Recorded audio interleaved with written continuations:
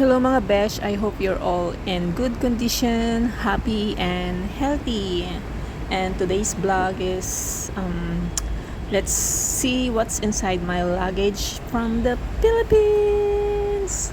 So ayan, I arrived at the airport around almost 12 and buti na lang na kuha ko agad yung luggage ko and nagtatakbo na ako to catch the last trip of the bus. So, buti na lang naabutan ko pa siya. So, ayan, I arrived at home around almost 2 a.m.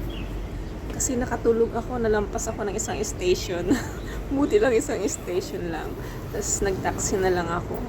And I just pay nasa $50 lang yung pamasahe ko sa taxi.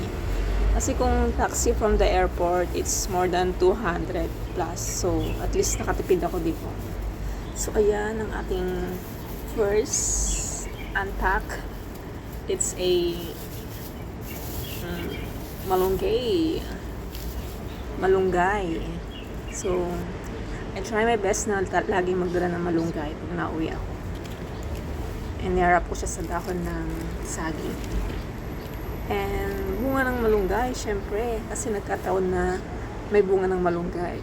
Ilalagay ko sa freezer para maunti-unti ko siya. And I think andito yung ano ko. Alamang.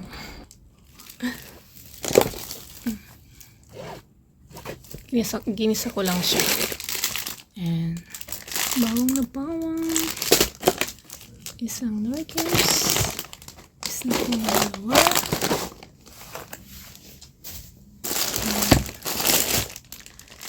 Dried fish. Instant noodles. May lapi na akong dalawa. Pansit canton. 2 pansit canton. And noodles. Mga bigay ng mga kandidato. Ayan. This one. Ito rin. From mga candidates. Mga kandidato. Ayan. Marami kaming ganito na ipon-ipon dahil sa mga bigay-bigay nila. Saka noodles. Kaya nagdala ako. And ito. Great taste. Masarap yan. And bourbon. And pasalubong. And this one, binili ko sa airport. Banana chips.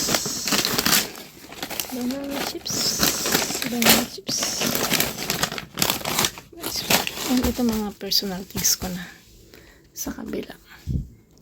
So, that's it. Welcome to my room again. Pinalitan ko na yung bedsheet ko. So, thank you so much for watching. That's it for tonight. It's already pasto na 2:10. Night. Thank you so much for watching. Bumili pala ako ng siniguelas and 50 pesos ang 1/4. Yum. And tupig. Lagay ko na sa freezer. So that's it. Thank you. So bago maligo, maghimay muna tayo ng malunggay para hindi siya malanta. And ilalagay ko siya sa freezer para maunti-unti ko siya. Di po? Brilliant idea. Kaya magdala din kayo ng malunggay kung walang malunggay sa inyo, kasi malayo ang bilihan ng malunggay dito sa amin. Mga 30 minutes, 40 minutes ganyan ang biyahe. So it's better na kung may chance magdala, di ba? And kinabukasan, dahil wala naman akong pupuntahan at wala akong imimit, ayan, ginawa ko rin yung bunga ng malunggay. Tapos, nilagay ko sa freezer. Diba? At least may maunti-unti akong gulay na malunggay, healthy. Until my next one. Yama chup chup.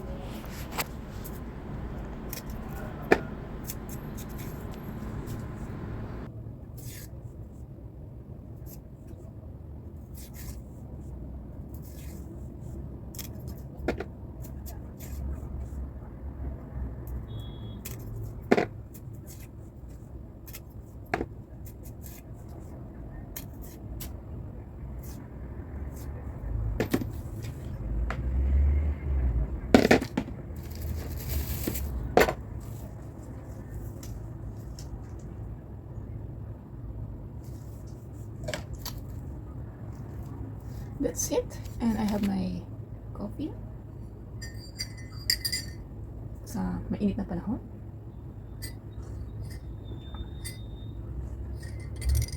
At nadagdagan ang aking kapangitan.